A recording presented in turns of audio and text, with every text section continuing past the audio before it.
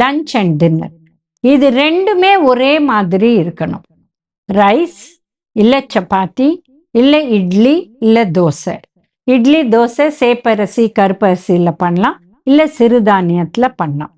So இது ஒரு cup rice இல்லை 2 இட்லி இல்லை 2 சப்பாத்தி இல்லை 2 தோசை இதை சாப்பிட்டுட்டு இதுக்கு 1 கப்பு புரோட்டீன் சாப்பிடணும்.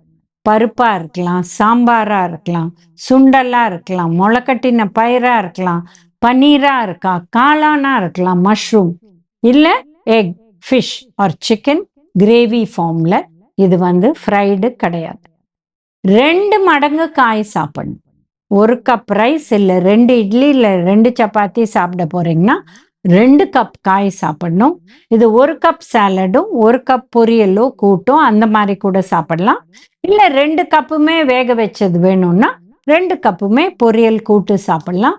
இல்லை 1 கப் ஹோம்மேட் சூப், அதாவது வேக வச்சு காயை வெறும்னா அடித்து வடிகட்டாத சாப்பிட்றது, ப்ளஸ் 1 கப்பு பொரியலோ கூட்டு அந்த மாதிரி கூட சாப்பிடலாம்.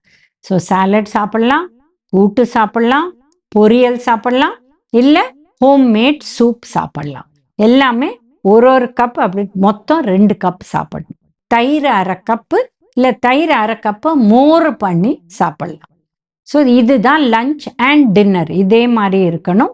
டிஃபன் சாப்பிட்றீங்கன்னா அப்பவும் காய் இருக்கணும், உங்களுக்கு ப்ரோட்டீன் இருக்கணும், அண்ட் மோர் ஆர் தயிர்.